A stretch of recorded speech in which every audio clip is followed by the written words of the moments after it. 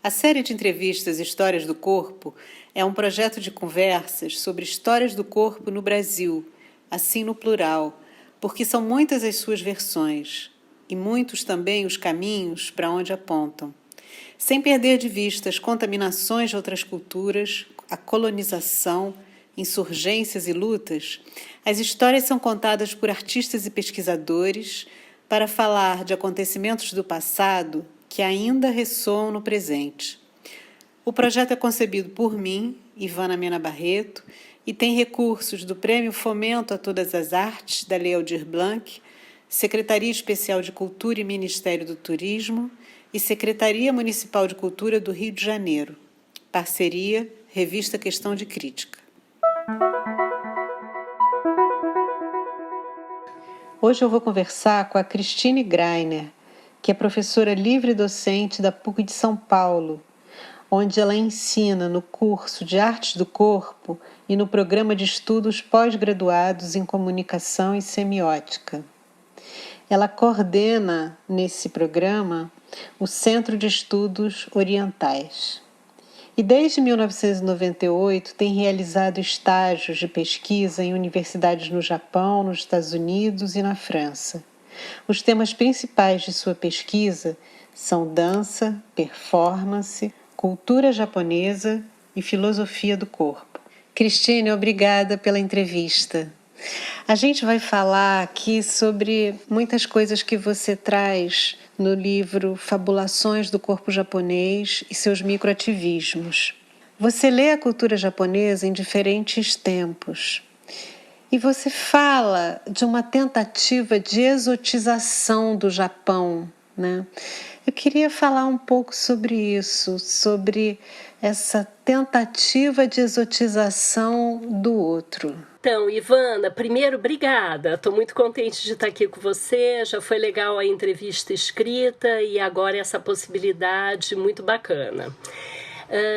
O Fabulações do Corpo Japonês é um livro que eu escrevi como continuação, né, uma espécie de continuação daquele Leituras do Corpo no Japão, suas diásporas cognitivas, né, que foi um primeiro momento assim, de dar uma organizada nessa pesquisa longuíssima aí que eu tenho com o Japão, né? E esse tema que você me pergunta sobre exotismo é uma coisa que é um dos tópicos desse livro, vamos dizer assim, que eu me dei conta que não se referia apenas ao Japão, mas se refere a vários tipos de encontros e diálogos culturais, inclusive tem muito a ver com a gente aqui no Brasil também, né? Que também não estamos, vamos dizer assim, nesse eixo do poder, né? De onde vem as relações mais fortes de poder.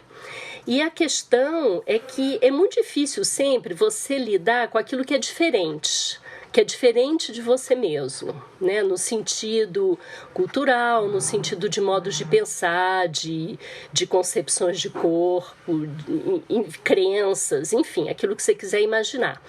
E nesse livro eu me dei conta, assim, analisando várias experiências, como você falou, né? Experiências de cinema, de literatura, das artes do corpo.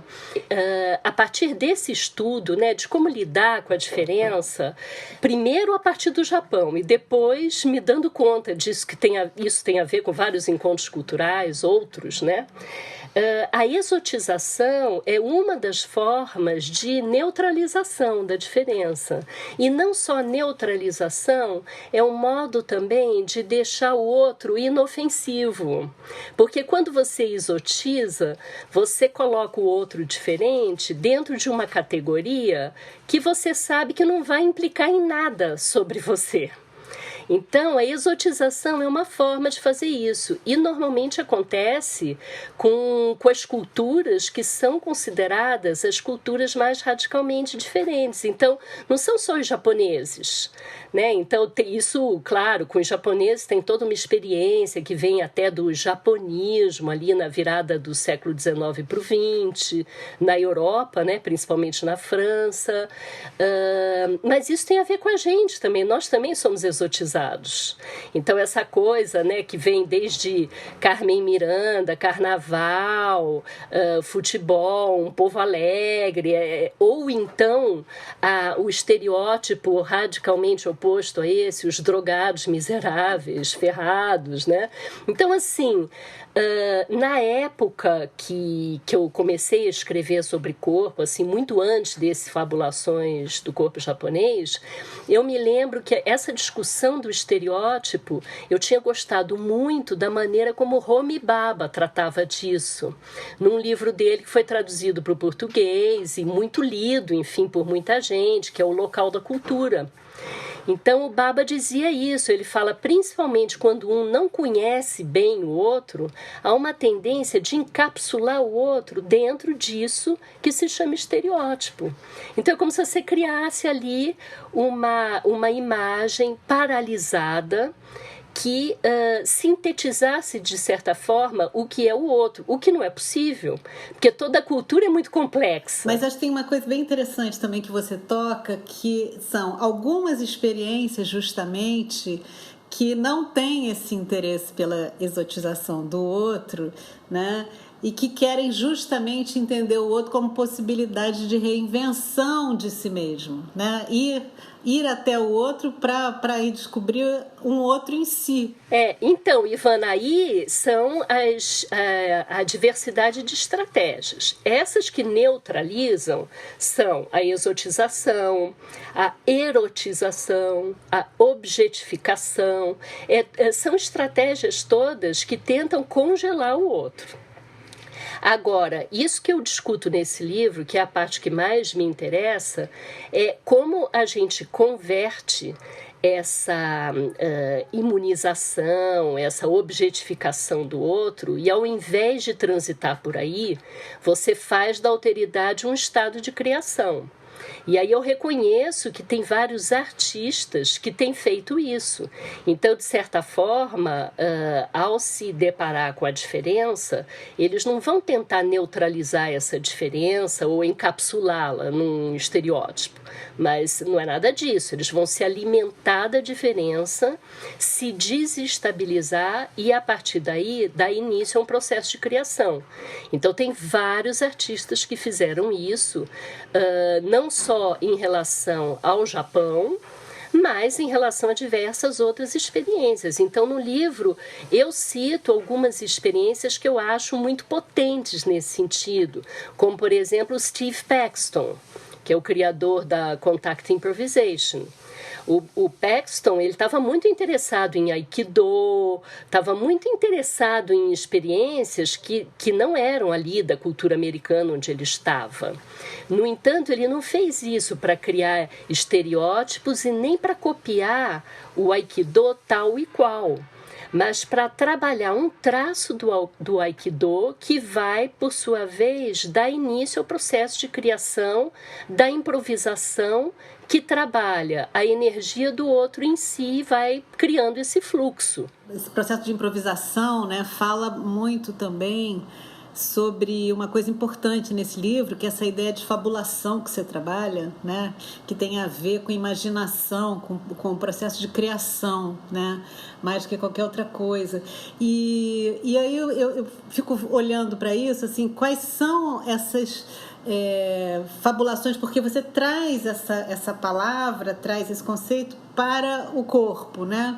Porque é um conceito muito utilizado na literatura. Você podia falar um pouco sobre isso, essa questão da fabulação como palavra, como narrativa e como imagem? Sim, esse tema da fabulação está me acompanhando até hoje, né? Porque eu publiquei esse livro em 2017, mas depois disso eu acabei inclusive encontrando outras bibliografias que falam de fabulação também, fui ficando cada vez mais interessada nisso.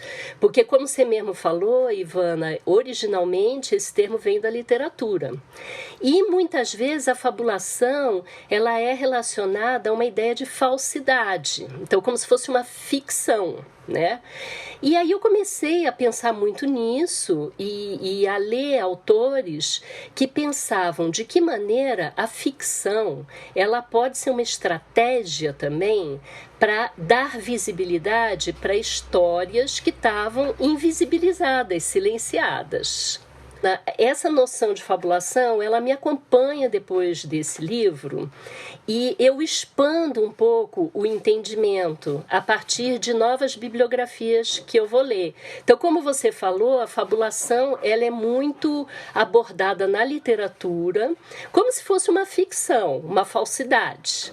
E, para mim, que venho há tanto tempo desenvolvendo os estudos do corpo, essa questão da ficção e da verdade, ou da ficção e do real, no corpo, essa dicotomia não faz sentido, porque toda ficção no corpo é real. Então eu comecei a pensar o que seria a fabulação no corpo, ou num corpo em movimento que está criando. A gente não podia falar exatamente a mesma coisa do que se falava ali na literatura, porque tem uma instância um pouco distinta dessa relação real-ficcional. Porque, por exemplo, no corpo, o que a gente chama de doença somática, por exemplo, que é como se fosse uma doença imaginada, ela é absolutamente real, tanto que tem pessoas que morrem disso, né? Então, assim, não tem essa dicotomia. E mesmo entre alguns ativistas, como, por exemplo, esse autor que eu gostei muito do livro dele, que é o Tavia Nyong'o, que ele escreveu sobre afrofabulações, ele também está muito sintonizado nesse meu modo de pensar, tanto que eu cheguei até a conversar com ele, depois que eu li o livro, que eu gostei muito. E ele diz, por exemplo, a fabulação é uma ficção, mas é uma ficção que pode dar voz a histórias silenciadas, pode dar visibilidade a mundos que supostamente não deveriam existir diante das relações de poder. Então, eu comecei a me aproximar um pouco de uma bibliografia que o Tavia menciona, que é a Saidiya Hartman, que é uma professora importantíssima ali nos Estados Unidos dos estudos da negritude, do feminismo, né? E a própria Donna Haraway, que é mais conhecida com a história do Manifesto Ciborgue, lá dos anos 80, mas que ela segue falando em fabulação. E vários exemplos que o próprio Tavia menciona, que alguns são do cinema, alguns evocam esse tema que para ele é muito caro também, que é a questão da cultura queer, né? Então ele fala de vários documentários e filmes que às vezes criando uma ficção você consegue se aproximar mais de algo que de fato aconteceu, mas que não foi explicitado, e quando não é explicitado é sempre por questões de relação de poder. Então, é essa história, sabe? Uma narrativa que deliberadamente está silenciada, que não faz parte das histórias contadas. Então, como você se relaciona com isso? Ele diz, a fabulacionalidade, que eu acho que é até um termo que ele inventou, a fabulacionalidade seria uma estratégia para fazer isso. E eu fiquei pensando, Ivana, que assim, corporalmente, a fabulação acontece o tempo inteiro. E eu acho que tem muito a ver com esses estudos do corpo quando se fala, quando a gente relaciona, né, os processos imaginativos, a imaginação como condição, enfim, fundamental, né, de conhecer, né, para conhecer, para aprender, para, né, na cognição, né? Então é alguma coisa que está sempre faz parte do nosso processo de ir até o mundo, de conhecer o mundo, de conhecer o outro, né? Então, quando você fala nessa questão da fabulação, eu acho muito importante, né, a gente fazer essa relação como uma maneira de aprender o mundo, mas de uma outra forma, né? E que essas culturas que são silenciadas há muitos séculos fazem isso, né? Esse aprendizado oral, todas as manifestações corporais também, né? Que trazem um aprendizado, que trazem uma herança cultural, né? Já, e que passa muito pela imaginação, pela construção dessa oralidade, né? Dessas imagens, né, no corpo. É isso mesmo, Ivana. E tem, então, só para completar uma coisa que você falou, então, assim, em termos orgânicos, vamos dizer assim, a imaginação faz parte de todos os processos, que são os processos perceptivos, cognitivos, organização de movimento, memória, né? A memória é imaginativa. Então, tudo isso é algo que acontece corporalmente. A questão é que na experiência artística e em algumas experiências midiáticas, como o Távia menciona, de documentários e tal, há uma ênfase nessa fabulacionalidade.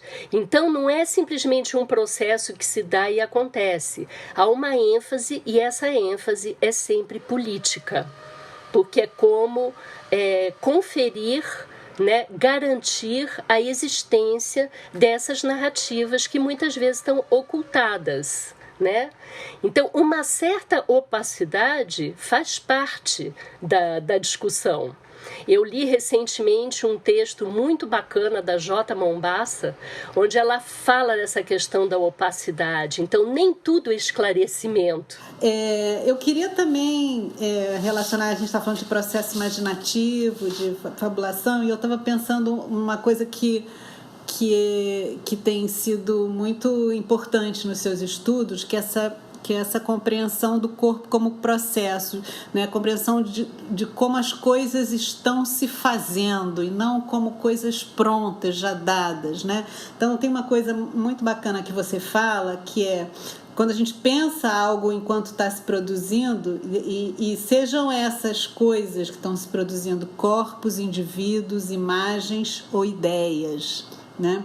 Então, essa ideia de alguma coisa que está se produzindo, ela passa uma ideia de instabilidade, mas ela passa também uma possibilidade de outros mundos a serem criados, né?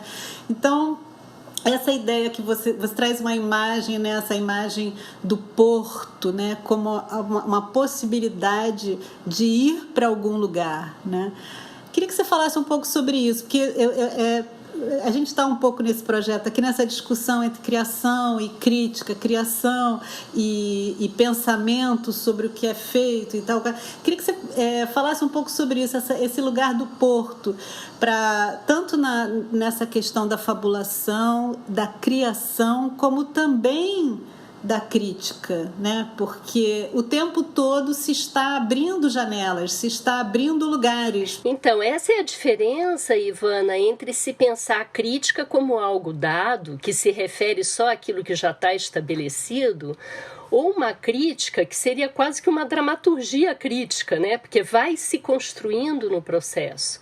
Então, não está levando em consideração apenas aquilo que já é reconhecido, que já está nomeado, categorizado, mas compreendendo o pensamento crítico como algo que vai se constituindo o tempo inteiro em fluxo, que seria a mesma dinâmica da gente pensar corpo, né? Corpo também não como o corpo.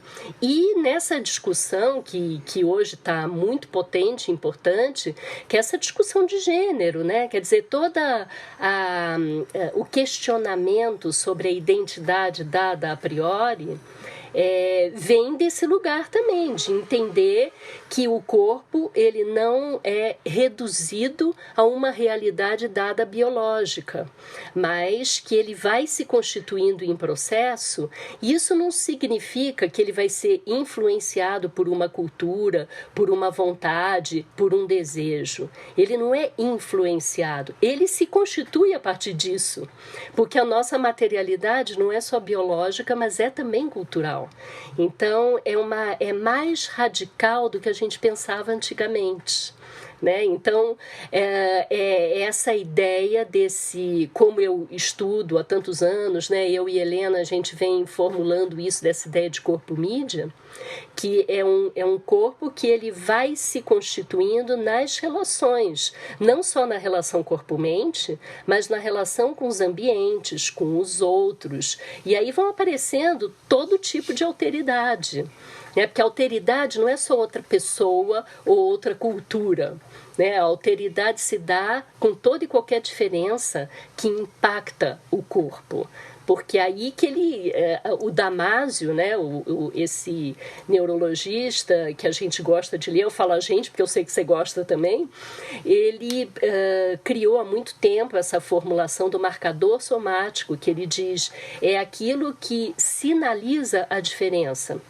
Uma vez que a diferença está sinalizada, abrem-se outras possibilidades perceptivas, né? Então, isso é uma coisa interessante também para a gente pensar essa dinamicidade do processo, né? Que abre também, né, Cris, outros espaços, né? Essa ideia que o Damásio também traz dos mapas, né, que está presente também em toda a sua pesquisa, né, essa questão da leitura dos mapas, que não apenas dos mapas corporais. Você traz isso muito também nessa pesquisa sobre o Japão, sobre essa confecção, que é muito interessante essa parte do seu estudo, quando você traz essa confecção dos mapas, que eram muitos mapas, né, que foi a partir do século XVII, né, que tem mapa geográfico, mapa político, mapa fictício, inventado por artistas, artesãos, pintores, escritores, né, mapas imaginários inventados por pessoas comuns. Antes de seguir, eu queria que você falasse um pouco sobre isso, que eu acho muito interessante esses mapas que haviam, né, porque era outro tipo de representação, né? É isso mesmo, Ivana, e é engraçado porque quando eu comecei a olhar para esse negócio desses mapas aí japoneses, eu estava pensando justamente na questão da cartografia corporal, desses mapas mentais, né, que o Damásio chama o cérebro de cartógrafo. Eu estava pensando nisso. Aí, nessa ocasião, eu estava numa biblioteca no Japão, lá quando eu dei aula numa universidade lá que chama Kansai Gaidai, eles tinham uma biblioteca muito interessante. E quando eu comecei a olhar para mapas, eu descobri esse material que eu coloquei no livro. Que eu falei, nossa, olha que coisa interessantíssima, como tem todo um estudo para inventar mapas. E os mapas, eles eram assim, tinham alguns que tinham efetivamente uma relação com a geografia. Outros tinham uma relação com a geopolítica, porque eles eram uma forma de territorializar os espaços. E tinham aqueles que eram absolutamente ficcionais, que eles não se referiam a uma geopolítica existente, mas apostavam na potência de novos territórios. E eu falei, gente, isso é uma coisa incrível, porque a gente que está, né, conectada com essa história das artes do corpo há tanto tempo, o que os artistas fazem é justamente inventar novas territorialidades, né? Sejam elas de fato existentes ou tendo essa existência de possibilidades. Então eu achei uma coisa fantástica, porque o que acontece? Os mapas mais ficcionais, eles acabavam de alguma forma afetando também a produção territorial. E aí eu me lembrei muito do Viveiros de Castro, porque quando Viveiros de Castro estuda o perspectivismo ameríndio, ele deixa muito claro, quando ele faz aquela discussão entre multiculturalismo e multinaturalismo, porque ele diz, quando você olha sobre uma outra perspectiva e ali você enxerga uma outra coisa, não é só uma nova leitura de mundo, mas é um novo mundo que se instaura. E aí eu sempre me lembrava disso, porque eu falava, nossa, essa conversa tem uma proximidade muito grande com esse pensamento ameríndio, né? Com essa possibilidade de inventar novos mundos. Então, era um pouco por aí. É interessante você falar sobre tudo isso também, porque essa necessidade, né, de cartografar, isso é uma coisa que você já tinha falado antes também, é uma necessidade de sobrevivência, né, Cris? Assim, ler o mundo, ler os corpos dos outros, ler os espaços, e até para conseguir vislumbrar outros, né? E para conseguir interagir também com o outro, né? E aí eu fico pensando nessas viagens, né, dos artistas japoneses que você fala, né, num certo período do pós-guerra e durante a guerra também, né, para os Estados Unidos e para a Europa. e de tudo que isso trouxe, né, como contribuição cultural e não apenas contribuição, mas às vezes conflitos também, porque a gente fala em influências e contribuições, mas isso sempre envolve também conflitos, incômodos, questionamentos, discordâncias, dissenso, né, porque uma cultura é muito diferente da outra, né? Então teve muita práticas corporais, a espiritualidade, tudo isso, principalmente nos anos 60 e 70, né? Teve muito essa presença da filosofia oriental, né? Do tai chi, da meditação. E junto com isso, você resgata uma experiência que eu acho particularmente interessante para a dança, que é a do Hideyuki Anno, na França, né, na Paris, ali do final dos 70 para o início dos 80, com o Ma Dance Theatre, em que eu acho que o que é muito interessante é ele ter trabalhado com artistas de nacionalidades tão diversas, né? Tinha Lila Green, o Mark Tompkins americanos, o François Verret francês, a Elia Wollaston jamaicana, né? Também com influências africanas, né? E como ele, japonês, conseguiu lidar com tudo isso e formar um grupo que trabalhava entre literatura, dança, teatro e conseguiu criar um espaço tão próprio, tão particular ali naquela cena emergente francesa, né, da dança. Então, Ivana, essa tua pergunta é legal porque ela tem, na verdade, muito assunto, né? Porque tem uma coisa que acontece desses intercâmbios todos que acontece no Japão. E tem uma coisa que acontece com a saída dos japoneses do Japão, né? E são processos bem distintos, né? Então, assim, por exemplo, o Yano, ele era estrangeiro no Japão. Ele era um estrangeiro no Japão. Por quê? Porque, primeiro, que a questão da homossexualidade, isso é uma coisa muito intrigante, porque existe no Japão desde séculos atrás. No entanto, em determinadas circunstâncias, isso é muito mal visto.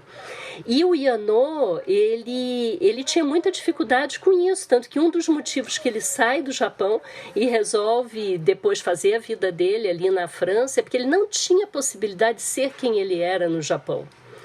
Agora, ao mesmo tempo, quando ele chega lá na França, é um momento, como você falou, essa época de anos 60, 70, né? Dos 60 aos 80, são 2 décadas muito importantes para o recebimento das culturas orientais, tanto nos Estados Unidos como na Europa. Então, assim, claro que isso vem, né, ali no caso da França, tem aquela coisa de maio de 68, tem toda uma história de contracultura ali, que adere muito bem até uma certa noção também de um Oriente imaginado, né? Também é um Oriente imaginado ali, né? Nos Estados Unidos é muito por conta do John Cage e do contato do Cage com o Suzuki. Né? Então, essa ideia de guru, né, do budismo, isso adere muito lá a partir dos anos 50 e o Cage tem um papel muito importante ali na performance, depois com o Cunningham, né, na dupla com o Cunningham, então é uma história. Ali em Paris, é como você falou, se você pensar, todos esses artistas que você comentou eram todos estrangeiros. Então, vai ter um vínculo ali do Yano com eles, que é justamente esse corpo que é sempre outro. Né? Então, quando ele cria essa companhia, eu fiquei muito assim, instigada, né, pelos filmes dele que eu vi lá no CRD, e depois saiu, eu esqueci o nome da autora agora, que escreveu um livro incrível sobre ele, assim, você deve ter também, Ivana, eu esqueci o nome dela agora. É É do CND, e tem ali várias entrevistas. Ela fez um trabalho incrível ali. Quando você olha aquilo, você percebe que, claro, sempre tem um aspecto de exotismo.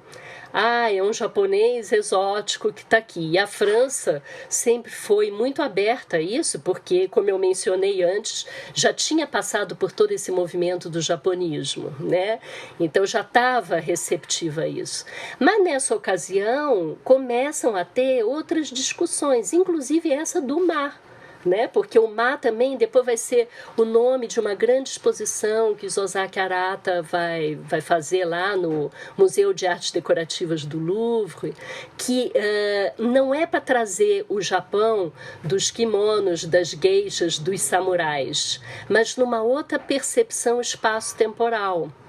E o Yano, de certa forma, ele antecipa isso na experiência da dança, que é uma coisa que o Arata, que é um arquiteto importantíssimo, vivo até hoje, né? Quando ele faz a curadoria dessa exposição em 78, isso traz uma repercussão muito grande, porque era um jeito de apresentar o Japão de uma outra forma, que não era através dos objetos exóticos da cultura, mas de um outro modo de perceber espaço-tempo e, no caso do Yano, corpo.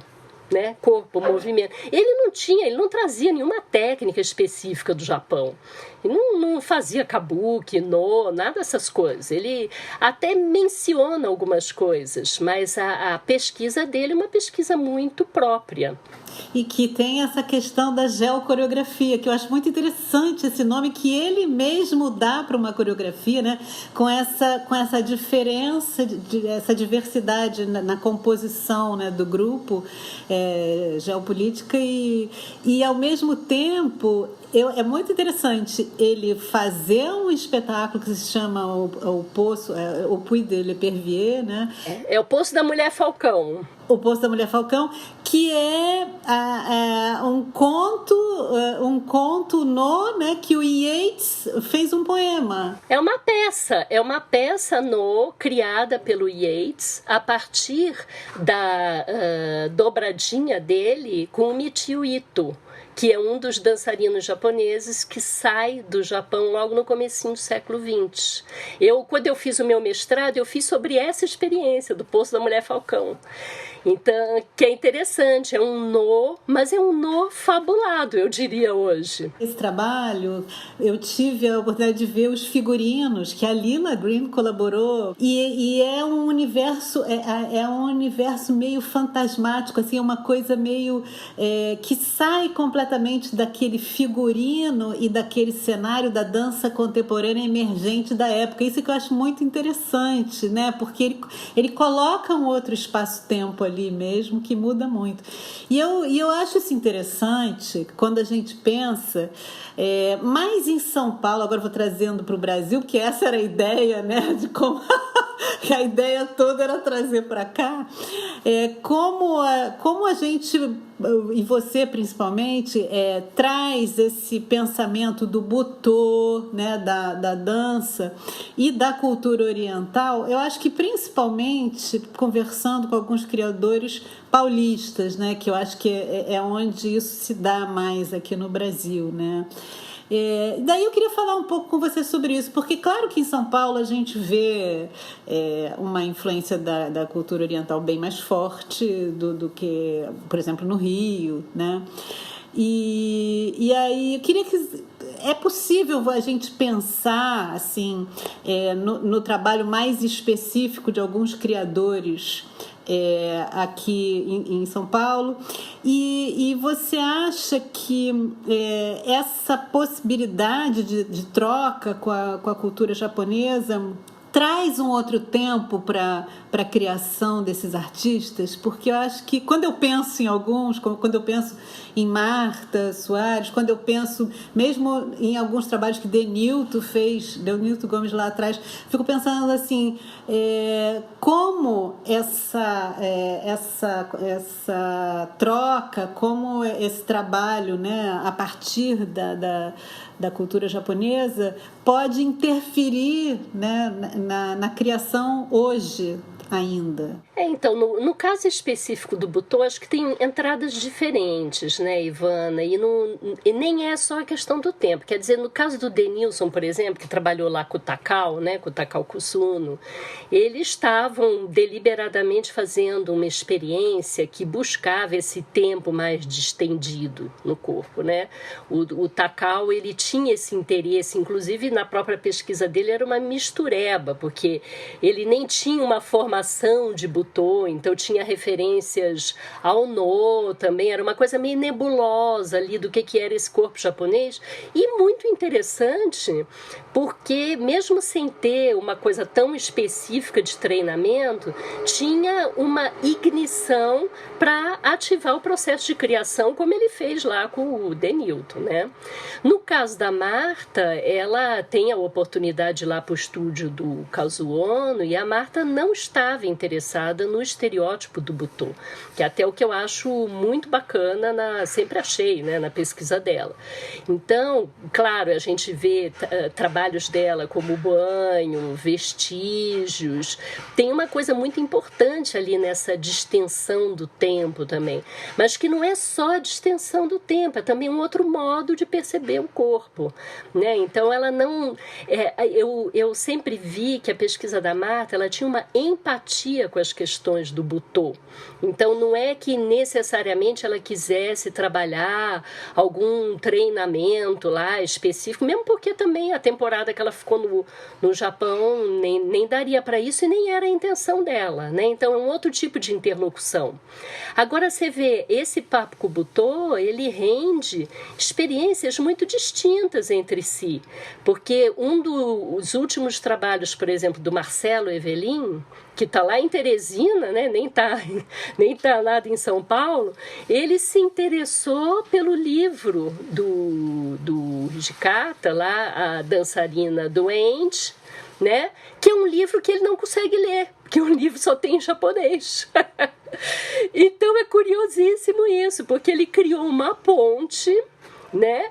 Que ele pensou o nordeste do Japão, lá a região de Tohoku, muito árida, muito frio, com aqueles ventos horrorosos que cortam a pele, e Teresina, que também tem um clima muito árido, só que muito quente, sem vento nenhum, né? E assim como Tohoku não tem a visibilidade de Tóquio, de Kyoto, de Osaka, Teresina também, não é São Paulo e Rio.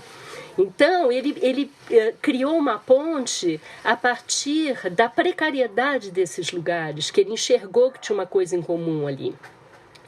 Então, também foi uma possibilidade interessante que gerou ali um processo para ele, né? E então eu acho que o Butô, ele, assim, essas experiências que não são as experiências literais do Butô aqui no Brasil, são as que eu considero mais potentes, porque elas não ficam tentando mimetizar nenhum tipo de movimento. Elas trabalham com alguns princípios, né? Com algumas coisas que sobram, que ficam, né? Algumas questões, né? Me parece muito mais interessante, assim. Mas você também acabou de falar numa coisa aí que eu acho que é bacana, que o Butô traz, como você traz dos estudos do Butô, e que o Marcelo trabalhou com essa coisa da doença, o corpo doente, né? E eu fico pensando também nessa conexão com os estudos da Butler e da Atanásio. Sobre essa ideia da precariedade, né? da falha, do corpo que não tá pronto, que não é poderoso, que não é forte 100% e blindado, né? E aí fico pensando assim, né? Quais são essas possibilidades que surgem a partir dessa ideia de vulnerabilidade que a Butler fala. E porque, se a gente pensar, cada vez mais a gente está nesse lugar, né? Cada vez mais parece que a precariedade ela se impõe, né? Assim, cada vez parece que a gente tem menos condições, né? E essa ideia de estado de exceção, essa ideia né? do estado de exceção que vai virando regra, né? Que a gente está vivendo cada vez mais agora. eu queria que você falasse um pouco sobre isso, porque eu acho que se tornou uma ideia muito poderosa, né? Essa ideia de como trabalhar com a falha, com a precariedade, com a vulnerabilidade, com a aparente fragilidade, né, do corpo, tanto na questão comportamental quanto artística. Não é só em relação à questão artística, mas é da vida mesmo, né? Porque acho que isso cada vez se impõe mais, né? As duas coisas estão muito misturadas. Então, Ivana, eu acho que esse corpo esgotado do Butô, né, essa questão do... Quando eu traduzi lá o livro do Kunichi, né, o Tatsumi Hijikata Pensar o Corpo Esgotado, essa noção de esgotamento, assim como a noção de precariedade, né,